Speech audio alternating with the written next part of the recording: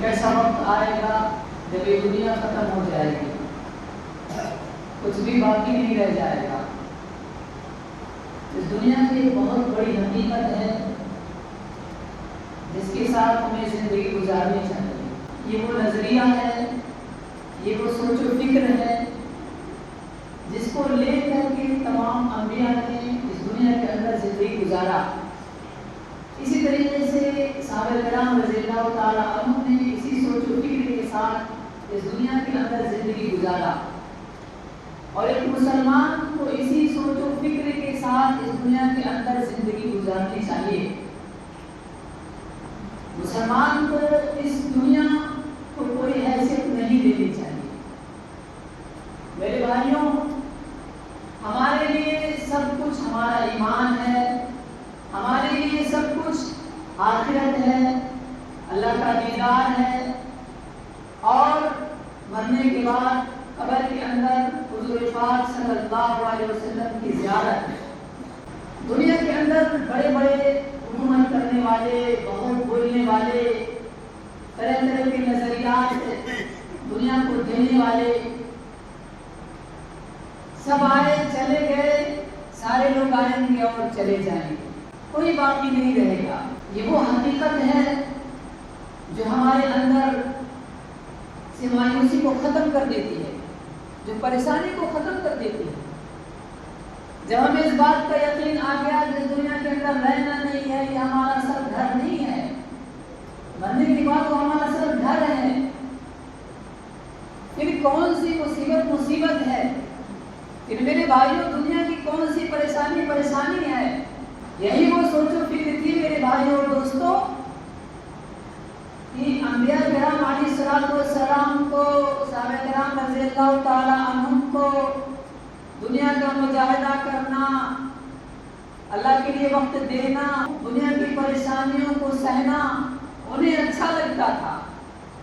راتوں کو اٹھ کر کے تہجد پڑھنا ان کو اچھا لگتا تھا۔ کیوں میرے بھائیوں؟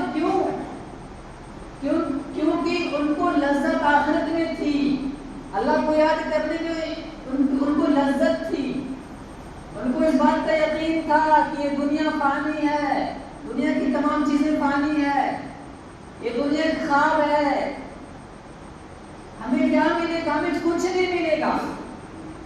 میرے بھائیوں یہی وہ سوچ و فکر ہے کہ جس کی وجہ سے ان کا دل و دماغ بدلا اور انہوں نے دنیا کو بدل کر کے رکھ دیا۔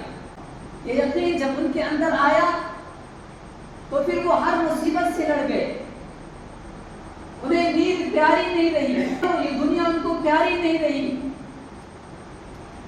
یہی وہ نظریہ تھا، یہی وہ سوچ تھی میرے بھائیوں اور دوستوں جس نے انقلاب برپا کر دیا، اور وہ پھر دین کے لیے ہر کام کرنے کے لیے تیار ہو گئے، سب کی بات کو برداشت کرنے کے لیے تیار ہو گئے تھے۔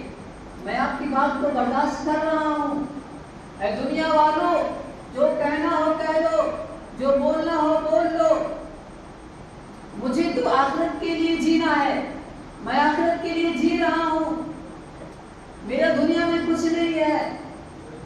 میرے بھائیوں اور دوستوں، ان کی یہ سوچ تھی، ان کا یہ دماغ تھا، ان کے معاملات ایسے تھے، تب جا کر کے ایک بہت بڑا انقلاب آیا۔ اس ایمان نے، اس اسلام نے وہ انقلاب برپا کیا میرے بھائیوں اور دوستوں۔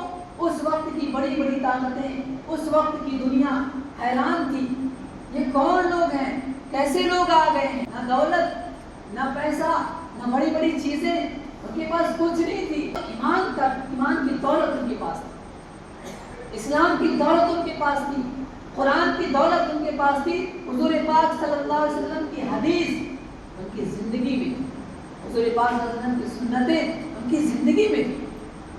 میرے بھائیوں، یہ وہ چیزیں ہیں جس نے پورے ماحول کو بدل کر کے رکھ دیا، پورے عرب والوں کو بلکہ پوری دنیا کو اسلام کی طرف کھینچ لیا۔ اس میں وہ تاثیر ہے، اس میں وہ اثر ہے۔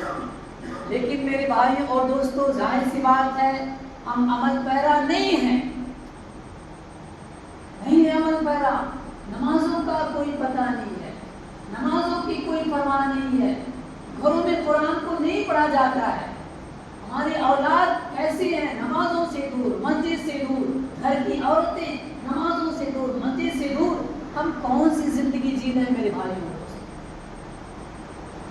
تو اسی ایمان میں، اسی قرآن میں، اسی اسلام میں وہ طاقت تھی کہ جس نے ہر تنگی کو دور کر دیا، ہر مشکلات ان کے لیے بالکل آسان ہو گئی۔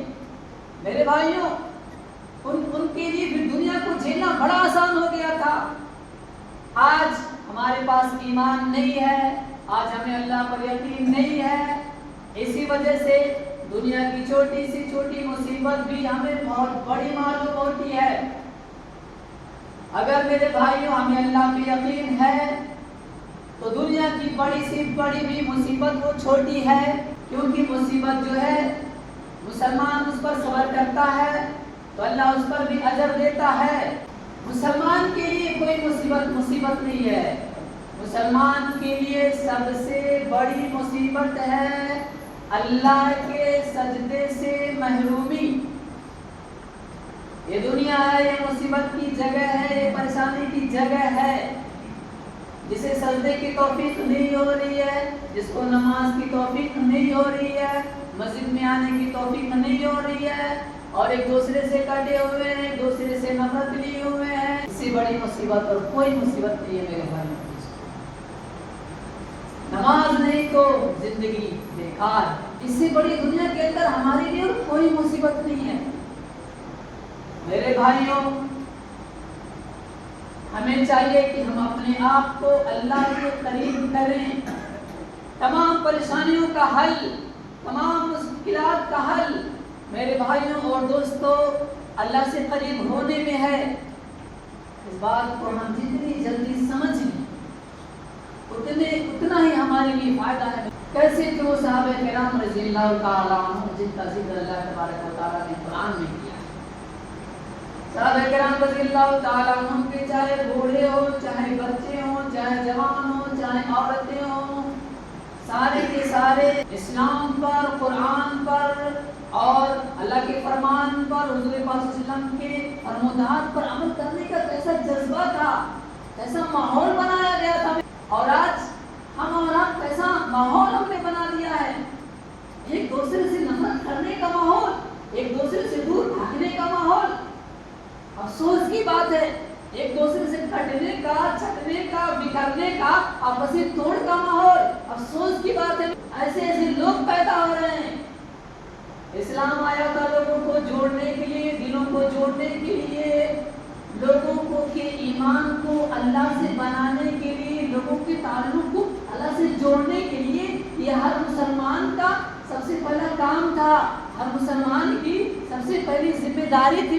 صحابہ کرام رضی اللہ تعالیٰ عنہ چاہے بچے ہوں، جوان ہوں، بوڑھے ہوں، ہر ایک سے دوسرے لوگ متاثر ہو رہے ہیں، دوسرے لوگ ایمان کے قریب ہو رہے ہیں، دوسرے لوگ اسلام کے قریب ہو رہے ہیں، دوسرے لوگ ان کے بچے کو دیکھتا، بوڑھے کو دیکھتا، ان کی عورتوں کو دیکھتا، من کرتا قرآن میں ہے کیا ان کا پڑھوں، ان کا من کرتا سنت نبوی کو اپناؤں، ان کا من کرتا اسلام کو اپنانے کا مسلمان کو دیکھ کر۔ ایسے مسلمان تھے میرے بھائیوں دوستوں، یہ ہے سچے پکے ایمان والے۔ لیکن آج میرے بھائیوں دوستوں ہماری حالت ایسی ہو گئی ہے، ہمارا اخلاق ایسا ہو گیا ہے، غیروں کو تو چھوڑ دیجیے، اپنے بھی میرے بھائیوں اور دوستوں اسلام سے دور بھاگنا چاہتے ہیں۔ ہمارا اخلاق ایسا بدتر ہو گیا ہے، ہم نہ جانے کیا پڑھ کر کیا سیکھ کر آتے ہیں، اور آتے ہی شروع کر دیتے ہیں نفرت پھیلانا۔ سوچئے ذرا کیسے تھی صحابہ کرام رضی اللہ تعالیٰ، صحابہ کرام رضی اللہ تعالیٰ عنہ کیسے تھے؟ انڈیا میں ہے، افغانستان والے، مراکش والے اور لیکن افریقہ والے چاہ رہے ہیں انڈیا والے تو مسلمان ہیں، ہم انڈیا والوں کی طرح بننا چاہیں گے۔ ایسا تھا ماحول میرے بھائیوں دوستوں۔ اتنے دور دور اسلام کا اثر پھیل رہا ہے، اتنے دور دور اسلام ایمان کا اثر جا رہا ہے۔ میرے بھائیوں کمی ہے، ہم سب میں کمی ہے۔ چلانے سے، نعرہ لگانے سے، فالتو کے فتوے دینے سے میرے بھائیوں کوئی فائدہ نہیں ہے۔ ضرورت ہے عمل کرنے کی، ضرورت ہے مسجدوں کو آباد کرنے کی، ضرورت ہے اللہ کو یاد کرنے کی۔ میرے بھائی اس بات کی ضرورت ہے ایمانی بیداری اندر کرنے کی۔ میرے بھائیوں کون سی مصیبت ہے جو دور نہ ہو؟ कौन सी ऐसी परेशानी है जो दूर ना हो। अल्लाह इतने बड़े कायनात को चला रहा, इतनी बड़ी दुनिया को चला रहा है, समंदर में टनों टन खाना खिला रहा अल्लाह, मछलियों को तीनों टाइम, पत्थरों में अल्लाह तबारक व तआला जानवरों को खाना भेजता है, रिज्क भेजता है। मेरे भाइयों, इतनी बड़ी कायनात को अल्लाह तबारक व तआला चला रहा है। अगर अल्लाह पे हमें यकीन ना हो तो हमारी कौन सी हालत बदलेगी नहीं, और किसकी इतनी हिम्मत है मेरे भाइयों दोस्तों आपको परेशान कर सके।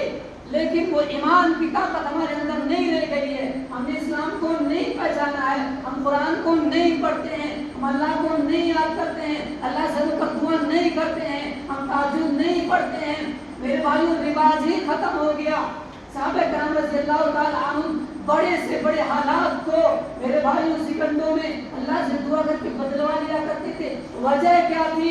रातों को आप जाग जाग के उनके घर देखते लोग बिस्तरों पर नहीं है, कहाँ गए लोग? बिस्तरों पर नहीं है, कहाँ गए? जब आप उनको ढूंढते मेरे भाइयों और दोस्तों तो पता चलता कि कोई सजदे में है, कोई रुकू में है, कोई तिलावत कर रहा है, कोई तस्बीह पढ़ रहा है। ये ईमान की ताकत थी, ये ईमान की ताकत थी, ईमान की ताकत और अल्लाह के जिक्र की ताकत। तो इसीलिए मुसलमान को पूरी दुनिया में फतह दिलाया था, और इसीलिए पूरी दुनिया को हालात को बदला था मेरे भाई। एक जंग के मौके पर सारे लोग मेरे भाइयों और दोस्तों, कोई तिलावत कर रहा है, कोई रुकू में है, कोई सजदे में है, कोई अल्लाह की तस्बीह पढ़ रहा है। इधर एक खेमे के पास जब गए तो देखा वहां गपशप की आवाज आ रही है, बात करने की आवाज आ रही है। तो उन्होंने कहा अगर हम ये जंग हारते हैं तो तुम लोगों की वजह से हारते हैं।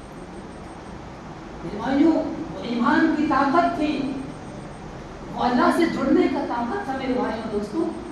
वहाँ हालात बदल गए। वो मेरे भाइयों पढ़िए हालात, आप पढ़िए सहाबा किराम रज़ियल्लाहु ताला अन्हुम जिंदगी को पढ़िए, और ईमान की बदौलत, इस्लाम की बदौलत उनको जो ताकत मिली उसको आप पढ़िए। किस तरीके से उन्होंने पूरी दुनिया को लीड किया, पूरी दुनिया को जोड़ा इस इस्लाम के जरिए, इसी कुरान के जरिए, और पूरी दुनिया को जोड़ करके पूरी दुनिया के ताल्लुक को अल्लाह से जोड़ा। ये काम किया। लेकिन आज क्या हालत हमारी हो गई? अजीब अजीब लोग पैदा हो गए, दिलों को और आपसी जोड़ को तोड़ने का काम करने वाले लोग पैदा हो गए मेरे भाई। कुरान इस्लाम इसलिए दुनिया के अंदर आया, जरूरत इस बात की है कि अपने इस्लाम की ताकत को पहचाना जाए, अपने कुरान की ताकत को पहचाना जाए, अल्लाह की ताकत को पहचाना जाए। हम परेशान हैं, रिज़्क़ की तंगी ने हमें परेशान कर दिया है, मुसीबतों ने परेशान कर दिया है। हमारे पास ईमान नहीं है, जिसको अल्लाह की ताकत पे और इस्लाम ईमान की ताकत पे यकीन है वो परेशान हो ही नहीं सकता। जिसको सहाबा किराम रज़ियल्लाहु ताला अन्हुम के वाक़यात याद हैं कि किस तरीके से बड़े से बड़े हालात को अल्लाह से दुआ करके और ईमान और सुन्नत पर चल करके बड़े बड़े हालात को उन्होंने पलटा, दुआओं के जरिए पलटा। मेरे भाइयों और दोस्तों, जिसको इस पर यकीन है, जिसके सामने ये वाक़यात है, दुनिया के अंदर कभी भी परेशान हो ही नहीं सकता है। वो परेशानियों में भी मुस्कुराएगा।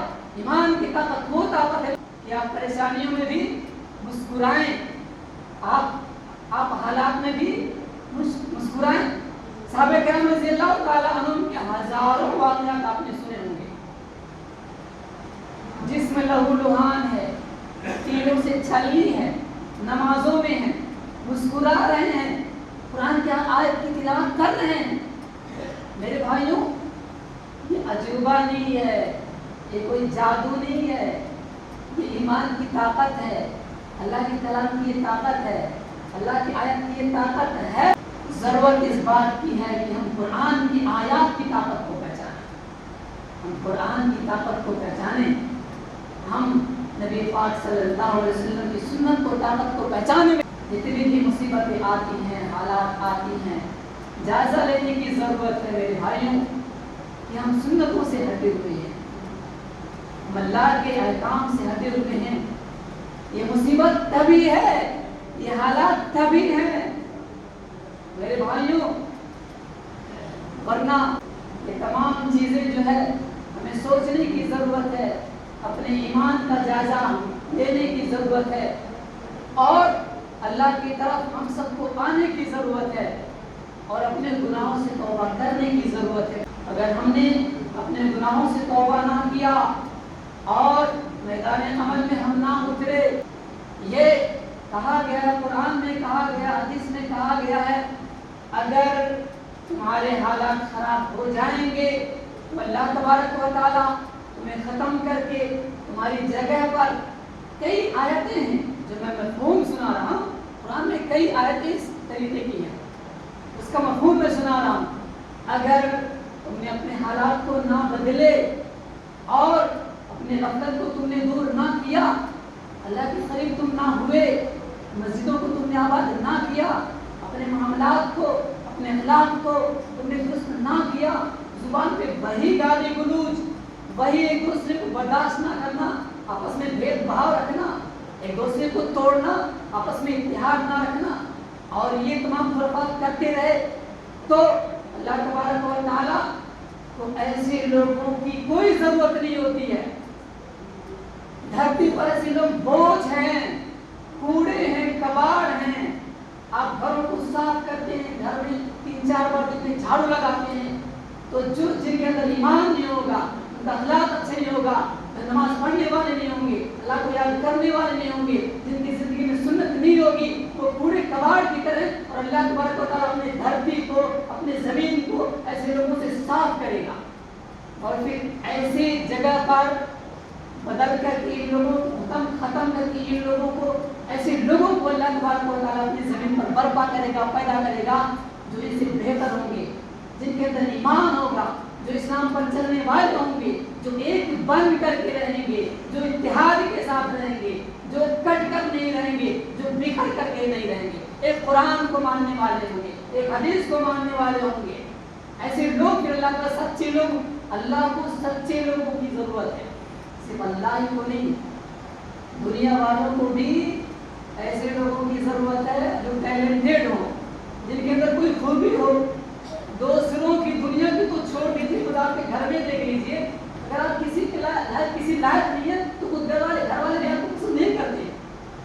اسی وجہ سے یہی چیز اللہ، اگر آپ اس لائق نہیں ہے اللہ کو پسند نہیں کرے گا، اور ہزاروں تاریخ میں سے مثالیں ہیں کہ پورے ملک کے لوگوں کو ختم کر دیا گیا، کاٹ دیا گیا، اور ان کی جگہ پر اللہ تبارک و تعالیٰ نے ایسے مسلمانوں کو لایا جو بہت اچھے تھے، جن کا اخلاق اچھا تھا، ان کا ایمان اچھا تھا۔ میرے بھائیوں دوستوں، ضرورت اس بات کی ہے کہ اپنے اندر ایمان پیدا کیا جائے، اپنے گناہوں سے توبہ کیا جائے۔ میرے بھائیوں، جب بھی ہم جاگ گئے تب سویرا ہے، آج سے کوشش کریں، انشاءاللہ جمعہ ہے، آج سے انشاءاللہ میری نماز نہیں چھوٹے گی، عصر کی، مغرب کی، عبیر کی نماز جمعہ پڑھ لیے اور پھر ہم سو گئے۔ جمعہ کے بعد 4 رکعت کی جو سنت ہوتی ہے میرے بھائی، سنت موقعہ چھوڑنے پہ گناہ ملتا ہے۔